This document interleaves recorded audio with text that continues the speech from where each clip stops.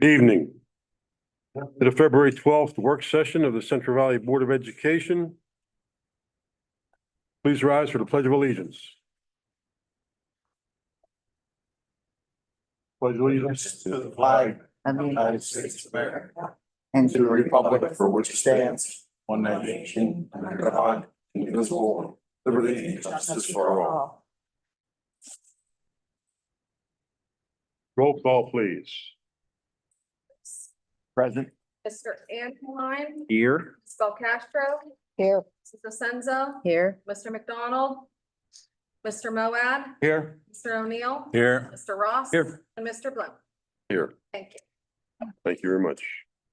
No public comments. Mr. Falco, can you give us a report on the executive session, please? Yes, we did hold an executive session immediately prior to tonight's meeting to discuss personnel matters and to receive information. Okay, moving on to the minutes. We'll be looking to approve the voting session minutes from the January 16th, 2025 meeting. Treasury report, Mr. O'Neill. The following bills and reports are submitted for approval. Under paid bills, we have to confirm the January 2025 general fund payments in the amount of $1,684,294.90. 2, to confirm the January 2025 cafeteria fund payments in the amount of $60,712.17, and confirm the January 2025 construction fund payments in the amount of $110,571.75. Also, we have to approve the January 2025 Berkheimer report. Thank you, Mr. O'Neill. Under agenda items, board policy items. We're looking to approve the 2025-2026 Central Valley School calendar. We're looking to approve the nomination of as a representative to the Beaver Valley Intermediate Unit, serving for a term of 3 years, beginning July 1st, 2025, excuse me. Number 3, to authorize the proper district officials to consent to the private offer from Knox Rentals LLC, which is a property located at 0 Constitution Boulevard, Center Township, Pennsylvania. Parcel number 56-163-0103.000 from the Beaver County Repository of Unsold Properties. Number 4, to approve the exoneration of the collection of unpaid school district real estate taxes due on parcel number 56-163-0103.000.0 Constitution Boulevard, Center Township, for the tax years 2008 through 2021. Number 5, to authorize the proper district officials to consent to the private offer from Dion Cashaw Holding LLC to purchase a property located at 1002 Beach Street, Monaca Borough, Pennsylvania, parcel number 37-001-0214.000 from the Beaver County Repository of Unsold Properties. Number 6, to approve the exoneration of the collection of unpaid school district real estate taxes due on parcel number 37-001-0214.000 at 1002 Beach Street, Monaca Borough, for the tax years 2008 through 2024. Number 7, motion to appoint Mr. Sean McCreary as the superintendent for the Central Valley School District for a term of 5 years, with the terms of employment to be governed by an agreement to be negotiated between Mr. McCreary and this Board of School Directors. Anything else, Mr. McCreary? Nothing further. Okay. And the negotiation items, Real quick, yes, sir. I'd like to continue as the rep for the IU. All right, okay. Pam, we'll pencil Mr. Moad in for that. Thank you. Thank you, Mr. Moad, for volunteering for that. Under negotiation items, Mr. McDonald's not here. We have nothing at this time. We have something scheduled. McCreary. Under C, education items, Ms. Belcastro.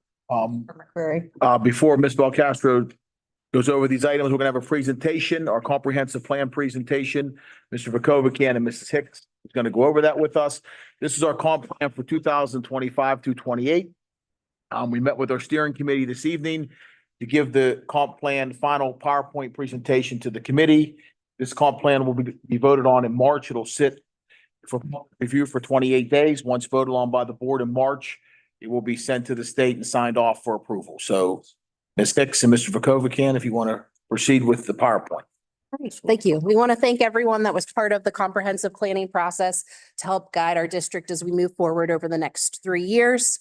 We had a steering committee that was made up of administrators, board member representatives, teachers, parents, and then also community members. We met several times over the course of the past several months to discuss the plan, look at our data, look at survey results, and develop what you will see here this evening. A little bit about the comprehensive planning process. First thing we always start is we review our mission, vision, and shared values for our district, because that is what we want to adhere to and stay focused on as we guide our district forward. We also analyze the PA Future Ready Index and other student performance data from some of the assessments we give, like CDTs, NWAA maps, and DIBELS. We have to analyze conditions for leadership, teaching, and learning. That was done through staff and parent surveys that were sent out to the community. We identified areas to address in our comprehensive plan and then began the committee work through the meetings to develop those goals and action steps to address over the next 3 years. So just reviewing our mission and our vision statement, the Central Valley School District is committed to educational excellence. We stayed true to that throughout this plan. And then the same thing with the vision. The Central Valley School District will be the leading educational model, fostering individual success for all students. The 4 main goals that we came up with through this plan takes us right back to those mission and vision statements there. Also, with our shared values, we highlighted some of the major statements that we want to focus on throughout each of throughout the comprehensive plan. So it's a collaborative partnership education involving students, staff, family, and community.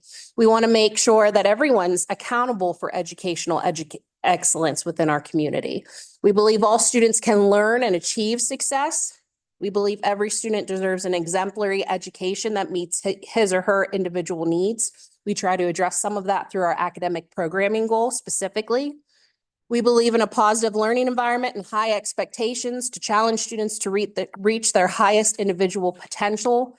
We will address that through not only our academic programming goal, but also some of the safe and supportive school goals to make students feel comfortable in school.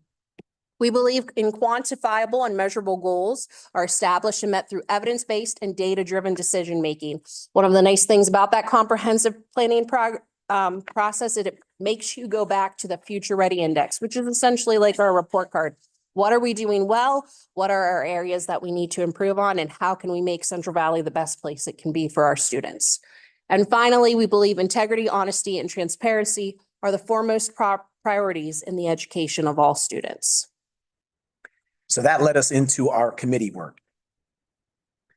And in the committee work, we began by identifying the most pressing challenges to address through the comprehensive plan. As Casey mentioned earlier, what we did is we really knuckled down and started to analyze the PA Future Ready Index. We took a look at all of that data along with the NWEA data, along with CDT data, so on and so forth. And in the end, we came up with 3 focus areas: academic programming, safe and supportive schools, and also communication. When we met the first time with the steering committee, we started to develop goals for each of the focus areas. And the second time that we met with the steering committee, we started to brainstorm different ideas that we could put into action.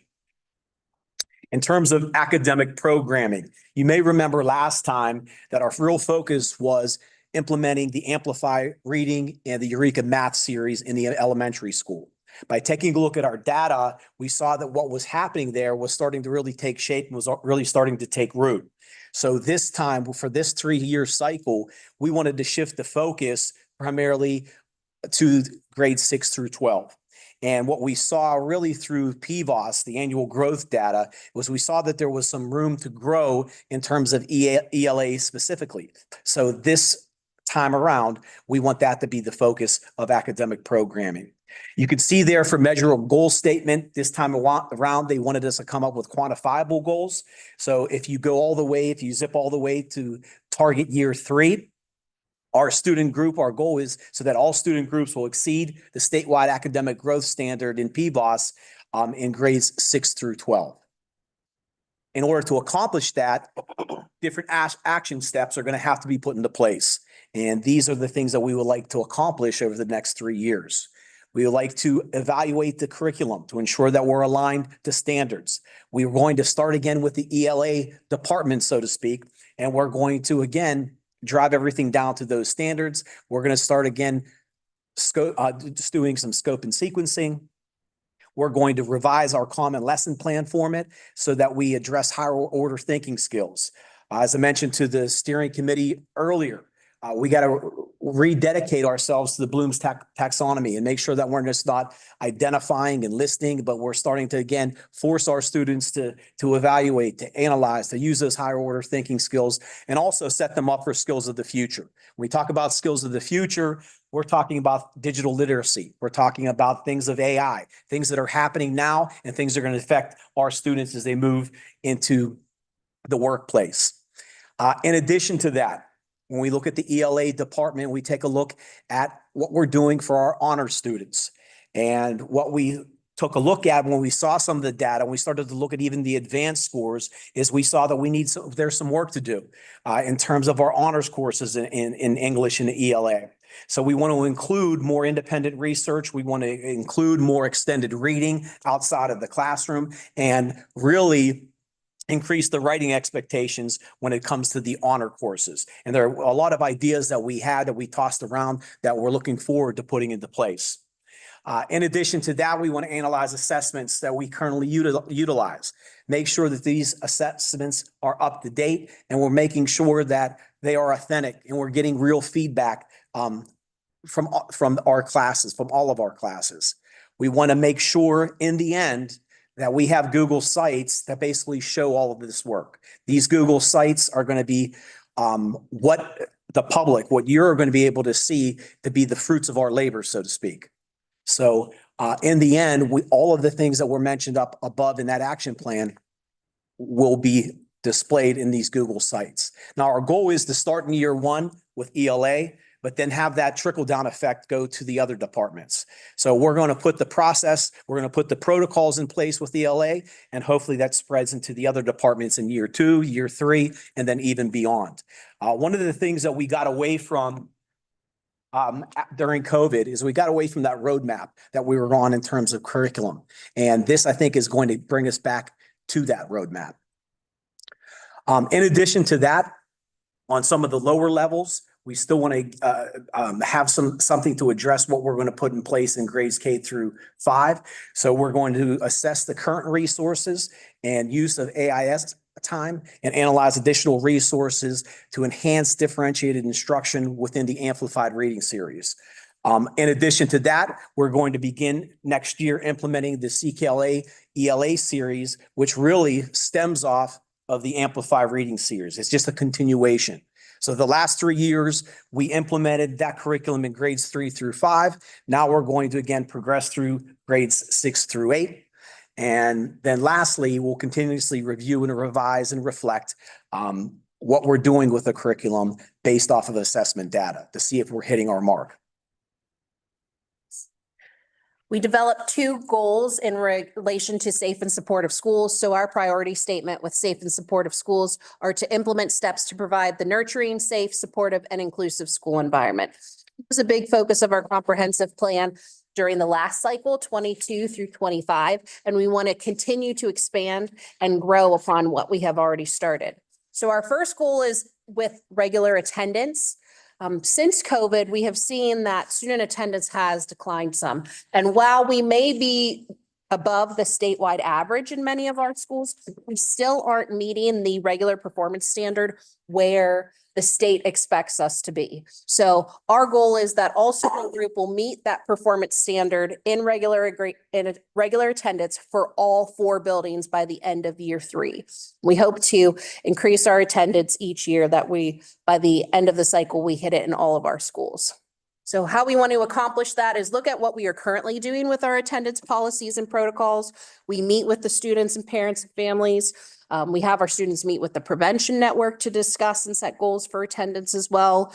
We go through the magistrate process. If it gets to that point, we recommend them to Beaver County Truancy Intervention Program. So we'll look at some of those things, what we're doing well, what we could improve upon, and how we can use that to improve student attendance overall. We also want to improve our attendance monitoring system, for students who are in CVOA. We find that with the online structure, students really have to be focused to log on time and put their time in so they're completing their lessons. So we would like maybe advisors to check in with them or how we monitor it to keep track of those students who may be struggling with online courses. We also want to develop informational campaigns for students and parents about the importance of regular school attendance, how we can continue to support them to improve attendance, and finally, develop a comprehensive attendance incentive program. We understand that there may not be 100% perfect attendance from every student. Kids are going to get sick, but how can we encourage increased and improved attendance from where we currently are? Because to educate the kids, we need them here in schools.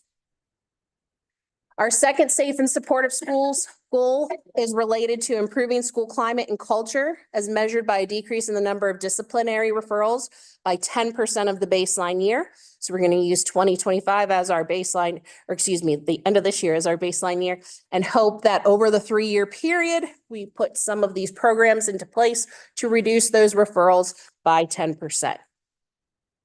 So some steps we hope to take to accomplish that are see what we're currently doing with our supports across the district. We have school-wide positive behavior intervention and support programs. We surveyed our students last year and developed committees where they gave us feedback of what the school climate was like, what are things we could address, how we could improve it. We want to continue with some of those initiatives and meeting with the students. We want to continue to create and display positive messaging throughout each school, whether that be with digital signage or sometimes our students are creating art installations. We have several of them in the high school and the other buildings, they have done that as well. We want to provide professional development for all staff on any topics related to positive school climate, continue to offer wellness programs for staff, see if there's other things available that we aren't utilizing yet. We would like to organize quarterly school-wide events to foster a sense of community and pride in the school. One thing we found since COVID is because people had to be physically distanced, we did not come together as much. Some of those assemblies went by the wayside, different programs that we were doing. So we would like to get back into that. And finally, we're going to regularly assess and adjust the programs and services offered so we can continue to see what do our students need, how can we address those needs. And finally, the last focus area is going to be in terms of communication. Our measurable goal statement is quite simple: to develop a more uniform communication guidelines across the district. In order to achieve those ends, one of the undertakings that we have in mind are updating the district website. We look to develop a district-wide newsletter that will be semi-annual and maybe, again, delivered even through mail. One of the things that we found in the last 2 cycles of the comprehensive planning surveying was that they felt that they needed more communication from even the board and from our administration. We started some things the last comprehensive plan with the newsletters in the middle school and also in the high school. And we thought that a mailing coming from the district might something that will be also well received from all the community stakeholders. Putting in such things as information of where we're heading in terms of big ticket items like renovations, what we're doing in each of the buildings in terms of curriculum, what's happening with technology changes within the district. If we maybe put that on their doorstep, they might feel that the communication bonds strengthen between everyone involved in our school district. We also look to assess the current student, parent, teacher communication protocols that we have across the district.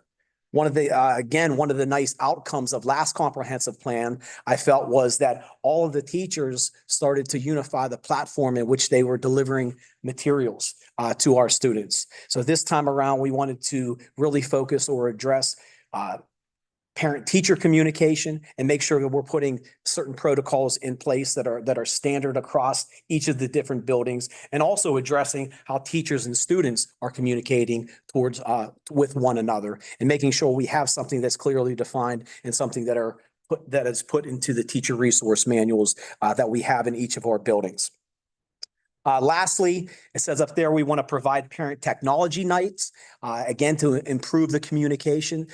In these technology nights, we can do things like educate parents on how to utilize our website more effectively. We could teach them how to use Power School, how to use Google Classroom, how to use calendars for homework assignments more effectively. And we thought by having a couple of these parent technology nights, that would again improve or increase the communication that we have from admin to teachers, all the way down to parents and students. So there are a few other plans that we have to review every 3 years as part of the comprehensive planning cycle. These fall under different chapters within the Pennsylvania School Code. So the first one is Chapter 4, Academic Standards and Assessment Requirements. Our assurances are with standards alignment, educator effectiveness, and assessments. And just what you can see from here is that we are doing what we need to be doing. We have all our classes aligned to the standards. We are utilizing the assessments and then utilizing that assessment data as well too. And we are evaluating our teachers under Act 13's educator effectiveness model. Our gifted education plan, this just goes over how we notify about the child find every single year, and that the screening process we use to identify gifted students who might need specially designed instruction. We do have gifted programming in all 4 of our buildings. There's also a natural pathway for student enrichment through honors courses at the secondary level, in addition to what we offer gifted wise. And our district participates in the Beaver County Gifted Consortium, so they can consult with other teachers of gifted students as well. Chapter 12 is 2 slides. These are our student services assurances. A lot of this slide deals with things that we have in place with school safety. So school resource officers, visitor identification systems, conflict resolution, bully prevention. We are in compliance with all these programs, strategies, and actions for each of these areas. And it's the same thing on this page, more student services continued. These are things that we have in some of our policies and in our handbooks dealing with school rules, access to the free appropriate public education, student attendance, all of those things. Our induction plan is for teachers that are new to teaching. So every teacher that's new to our district, we do a 3-day new staff orientation. We take them to a pretty thorough orientation process to get them used to the district, how we do things, what are our procedures, get them familiar with their technology. And then if they are not a tenured teacher, they are part of the induction program for 2 years. So year 1, we have monthly topics where they meet with principals, other administrators as well too, to go over the topics listed on the right. And with the state of Pennsylvania, they've moved to a 2-year induction program. So year 2 is going to be self-directed professional development. Teachers who are in our induction do have a seasoned teacher that they are able to meet with regularly as a mentor. And finally, the last plan is Act 48. This is our professional development plan. The first several bullet points are related directly to the comprehensive plan. So some professional development we will need to implement some of the things we talked about, like the CKLA grades 6 through 8, some of that training, or training for all of our teachers about writing across the curriculum, et cetera. The 5 bullet points at the bottom are required trainings for the state of Pennsylvania. They make sure that on a cycle, we have to go through several of those required trainings. So we wrote those into our plan as well to make sure we are in compliance with all of that. Are there any questions from the board? You feel we have enough staff development days and we're addressing what we need to address in those professional development? I think we do. Personally, I like that we have a lot of ours at the beginning of the year because it can really establish getting your year ready and the things that you need to cover that you can use for the rest of the year. We also are fortunate to have some of our digital content days where our teachers are able to meet with Mr. Eimiller and then Miss Rosatone and Dr. Heineman to go over their curriculum and make changes, improvements. They're the ones that set the agenda for professional development days. Who sets that? Not all professional development days. We do administratively, but if they're working, for example, our science department updated to the new steel standards that are going to be coming into play in the state of Pennsylvania. So they worked with them to make sure that what they had was covered under the new standards. We also have those 3 extended Yes. 1-hour days that will utilize for professional development helps. staff as well. Mr. Ross, this will drive our professional development for the next 3 years. This plan will be what will be the focus of what our professional development will look like for the next 3 years. Any questions for Mark and Casey? Just real quick. First of all, thank you for all the hard work, and for the whole committee. It's a great presentation and it's a great playbook for how our district operates for the next 3 years. So appreciate the work. Just one thing about the semi-annual newsletter you're talking about. If you're looking for any board involvement, I would be happy to maybe contribute or figure out how the board can contribute to that. Have more communication from the board because we do know that has been asked for. Yeah, I'm interested Yeah. in getting that started and getting feedback of how it's received. Yeah, so if you someone, I'd be happy to do that, so. Thanks. Any other questions? Thank you, Mark, Casey. Thank you. Thank you.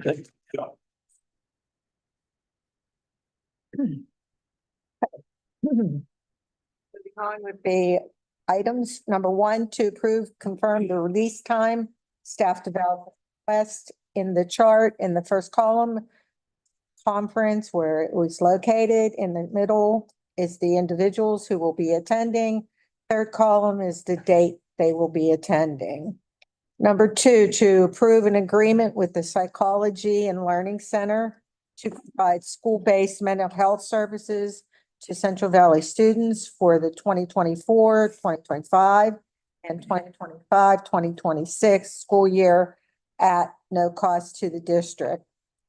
Number 3, to approve an agreement with Glade Run Lutheran Services to provide educational services for a student in their partial hospitalization program at the rate of $162.62 per day. Thank you. Mr. Moab, Technology. Nothing to report. Mr. I. Miller and I are still trying to set a date to get together. Probably like to have Mr. McCreary involved in that possibly too, once everything's in place here. So we're going to set a date to get a meeting for the technology committee. Thank you. Mr. Ross. Excuse me.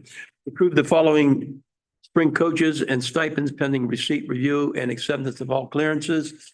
If you look, you'll see the sport and the coach listed on the left-hand column and their position as a coach in the middle column and their stipend in the right-hand column.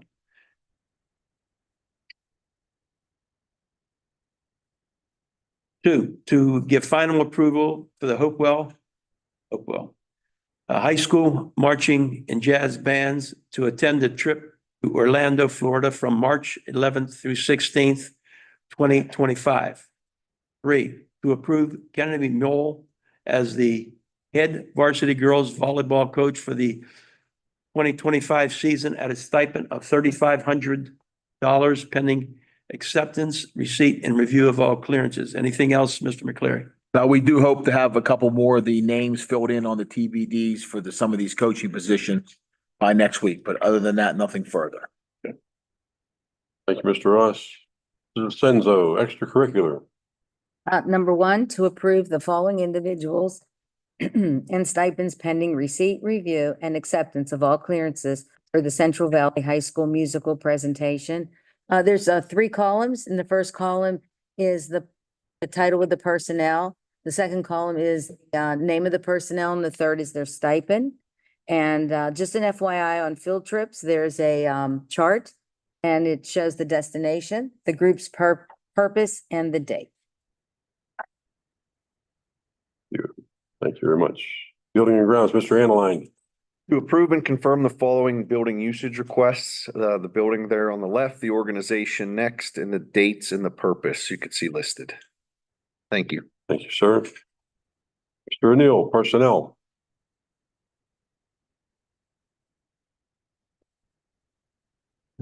Number one, to approve the resignation of Susan Arsovich, cafeteria worker, effective January 27, 2025. Number two, to approve the resignation of Amanda Scopel, cafeteria worker, effective January 31, 2025. Number three, to approve Brenda Stang as a cafeteria general worker at the rate of $15.59 per hour in accordance with the CVESP agreement effective February 6, 2025, pending review, receipt, and acceptance of all clearances. Number four, to approve the revised leave dates of elementary employee number 1842 to include a maternity leave exhausting paid days from January 2, 2025 to January 15, 2025, followed by using FMLA unpaid days, January 16, 2025 to February 3, 2025, thus returning to work on February 4, 2025.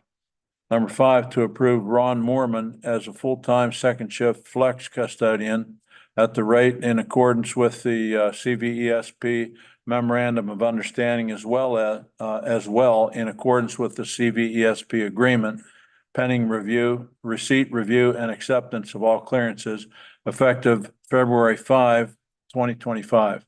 Number six, a motion to appoint Timothy Hill as the Director of Facilities and Grounds, compensation in terms of employment as provided in an employment agreement, and authorize the proper district officials to sign the agreement. That's that. Thank you, Mr. O'Neill. Finance items, Mr. Ambrose. Number one, to approve the audit report of the Central Valley School District for fiscal year ending June 30th, 2024, as presented by Seifert and Seifer Certified Public Accountants. Have anything further? Thank you. Okay. Seeing no public comments, we'll go to high school. Mr. Kovacan.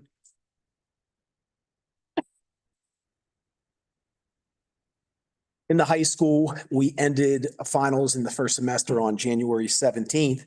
And the second semester got off to a start with 2 FID days. In saying that, I want to compliment our staff on the flexibility and their ability to deliver effective instruction over those 2 days. It's pretty impressive when you're able to go in there and to go into those classrooms and see what they're still able to accomplish, being at home with students showing up to classes on time and everything really being able to run pretty smoothly. On February 1st, we held our semi-formal. We had over 350 students that attended. I'd like to thank Mrs. Whipke for organizing that event. On February 27th through 28th, we have our high school musical. It's entitled Nice Work If You Can Get It. We're definitely excited to see what Miss Stamp and her crew are able to put out there for us. And then finally, on March 7th, guidance counselors are organizing a career day that we'll hold here as we do annually in the high school. Thank you. Questions? Thank you. Okay, middle school, Mr. Dolph. So we're quickly approaching the midpoint of the third 9 weeks. This past Friday, our honor social studies group put on their Valentine's dance for the school. We had around 30-some% of the student body in attendance, and they raised quite a bit of money for their upcoming field trip to Washington, D.C. this spring. We've been sending several of our academic games to all the competitions locally. Our Math 24 kids have started practicing for the upcoming competition. Our Envirothon kids have been practicing for their upcoming competition. As we move forward, just preparing for the PSSAs as they're vastly approaching. Miss Winters just sent out her budget stuff that myself and our staff's been putting together that we'll have to her here in the next week or two. So we've been pretty busy at the middle school. Questions from me? Thank you. Todd Lane, Ms. Farragotti.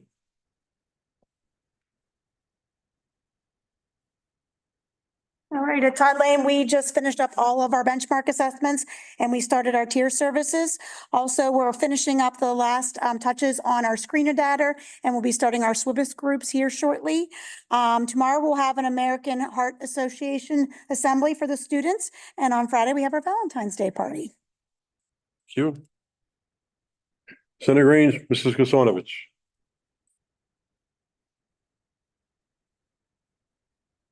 We started our Warrior Wednesday social skills groups. Our new groups was started last week.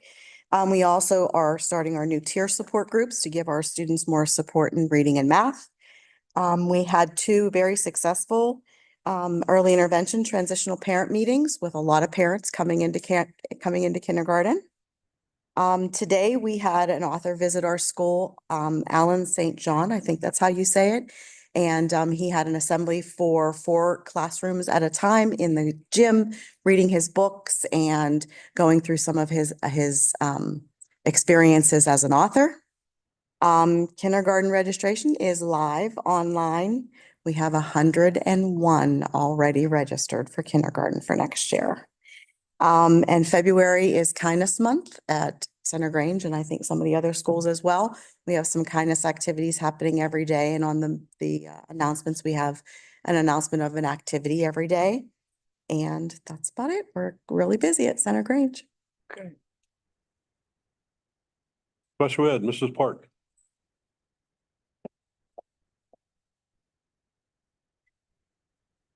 Good evening. I have an update on our polar plunge.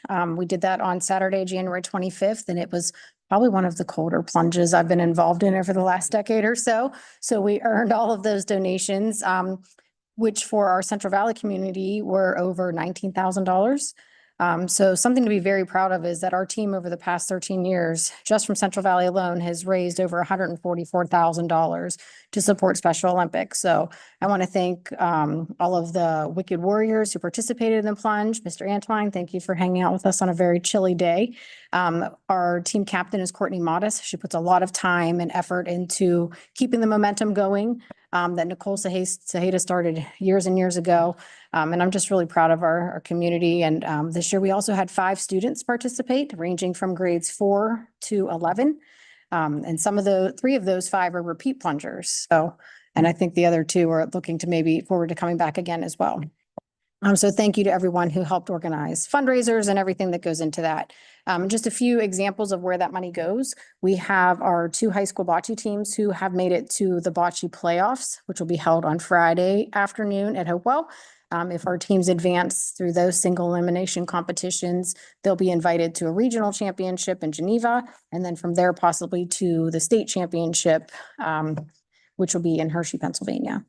So we've had the pleasure of going a couple years in the past, and there's a lot of effort and monies that go into those things. So those of you that participate in donations or in the plunge help to fund that. We also have a bocce team at the middle school, and we'll be doing intramurals at Beaver starting next week. And then we'll also be at Hopewell, and then we'll host some middle school teams to our building as well. And then on the gifted front, we are still working on academic games. We're going to start sending those numbers and finalists over to the Academic Games Council here pretty soon. And this year's competition will be held in Washington, D.C. So it'll be close and within driving distance. Thank you. Thank you. Thank you.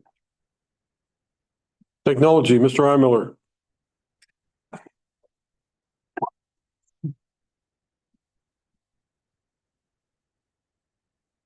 Since Christmas break, I've attended a handful of webinars regarding some updated cybersecurity procedures that the state's asking us to put in place.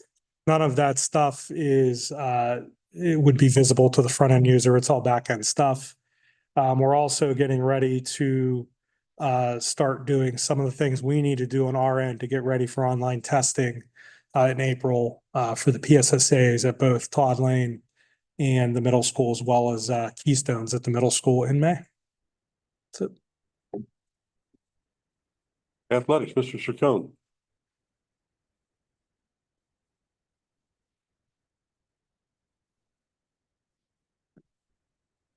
Okay, the regular season for our winter sports are coming to an end. our sports teams have found a great deal of success here this past winter. Our boys and girls basketball teams have both made the WPIO playoffs. Our boys receiving a number 6 seed. We will host a game against Derry here on Friday night. And then our Lady Warriors got the 7th seed, and they will be hosting down at the middle school gym on Monday, February 17th. Both games start at 7 o'clock. And the game will not be live streamed.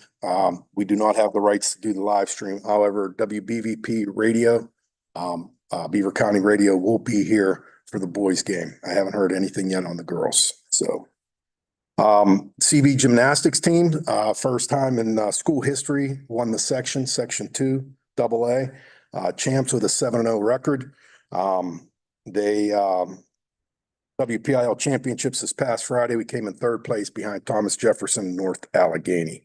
All the gymnasts have qualified for the PA Classic championships, which will be held February 21st and 22nd at Huntington High School.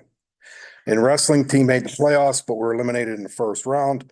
However, some good news that came out of that particular match was junior wrestler Antonio Bonnie captured his 100th career victory as a junior, which is pretty impressive.